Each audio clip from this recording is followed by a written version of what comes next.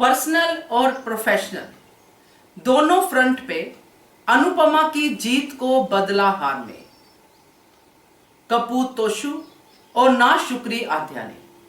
नमस्कार दोस्तों, स्वागत करती हूं आपका आपके अपने चैनल हंग्री स्पिरिट्स में। हंग्री स्पिरिट्स देख रहे सारे दर्शकों का मैं अंजू शर्मा दिल से स्वागत करती हूं।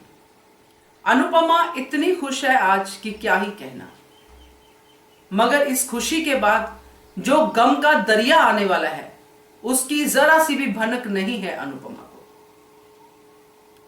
अनुपमा को बहुत सारे इशारे भी मिल रहे हैं, मगर अनुपमा अपनी जीत को पहले ही सोचे बैठी है और अब ये जीत बदलेगी हार में, क्योंकि दोनों के दोनों बच्चे अपनी तैयारी कर चुके हैं अपनी ही मां को हराने के लिए। बात करते हैं इसके ऊपर। पहले वही निवेदन, जिन्होंने अभी तक चैनल को सब्सक्राइब नहीं किया है कृपया कर लीजिए। साथ में दोस्तों बेल आइकन दबाइएगा ताकि आपको हमारे वीडियोस के नोटिफिकेशन मिलते रहे। अनुपमा जो कभी किसी का बुरा नहीं करती है, वो अपने ही बच्चों के साथ बुरा कैसे करेगी? क्यों उसके बच्चे उसके बारे में ऐसा सोचते हैं? अनुपमा आध्या के लिए कितना कुछ कर रही है, मगर आध्या के दिल में जो बैठा हुआ है उसी को वो बार बार पालती जा रही है। अपने दिमाग की बात ज्यादा सुन रही है कि मैं नफरत करती हूं तो नफरत करती हूं। उधर तोशु, जिसने अपनी मां के हर स्टेप को, जिसमें तोशु को सुधारने के लिए कदम उठाया गया है, उसको उल्टा ही समझा। उसके मेल ईगो ने उसको इतना बड़ा दरिंदा बना दिया कि आज अपनी मां की बेइज्जती करते हुए भी उसको जरा सा भी डर या शर्म नहीं आती है। इन दोनों के लिए खास करके अनुपमा ने बहुत कुछ किया है, बहुत कुछ सहा है इन दोनों के लिए। ये दोनों जो है हमेशा अनुपमा के लिए हार ही सोचते हैं और इस बार ये हार करवा के ही रहेंगे। जैसे मैंने रात को भी आपके साथ वीडियो शेयर किया था जिसमें अनुपमा दोनों फ्रंट से हारी हुई दिखाई दे रही है और कहती है कि यहां तो सब हो गया, अब यहां जो है वो है, बट अब जाती हूं शादी के लिए। इसका मतलब है कि यहां पे सब कुछ खत्म हो चुका है। आध्या अपना काम कर चुकी है, तोशु तो कर ही चुका होगा।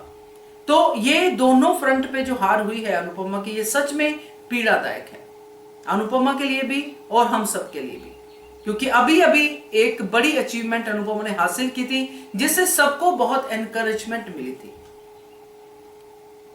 तो जिस तरह तोशु आगे बढ़ रहा है, जिस तरह तोशु वेरी गुड मॉर्निंग की बातें कर रहा है, जिस तरह आध्या कह रही है कि मेरे सामने नहीं होनी चाहिए मेरे बर्थडे पे अनुपमा जोशी, और साथ में यह भी कह रही है कि अगर वो मेरे बर्थडे पे मेरे सामने आई तो वो कल का दिन कभी नहीं भूलेंगी। कौन बच्चा अपनी मां के लिए ऐसी बातें कहता है? मां के लिए छोड़ो, किसी और इंसान के लिए भी जिसने तुम्हारी इतनी सेवा की हो कि वो कल का दिन नहीं भूलेंगी। अपने बर्थडे पे तो लोग दूसरों को इनवाइट करते हैं, दूसरों से दुआएं लेते हैं, ये अपनी मां से दुआएं नहीं लेना चाहती। ना शुक्री की अगर कोई बड़ी एग्जाम्पल हो तो वो आध्या है, और कपूत की अगर बड़ी एग्जाम्पल है तो वो तोशु है। जब अनुपमा की कुंडली में ये दो बच्चे बैठे हैं तो अनुपमा की जीत कैसे जीत होगी? आध्या चाहे कुछ ना भी करे तब भी आध्या की बात तो पहुंच ही गई नेचर के पास। अनुपमा का ये दिन, जिसको दीपू भी कह रहे हैं कि बहुत बड़ा दिन है, गोल्डन दिन है, ये है वो सब कह रहे हैं कि वही दिन अनुपमा के लिए जो है काले अक्षरों में लिखा जाएगा। तो आध्या की ये विश जो दिल से निकली वो तो पूरी हो ही जाएगी, और इस विश को पूरी करने के लिए तोशु बहुत अच्छे से काम कर रहा है रेस्टोरेंट में।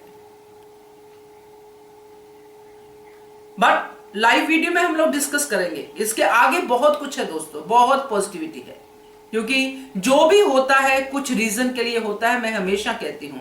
तो ये वाली हार से हमें हारना नहीं है, क्योंकि अनुपमा इस हार के बाद भी नहीं हारेगी।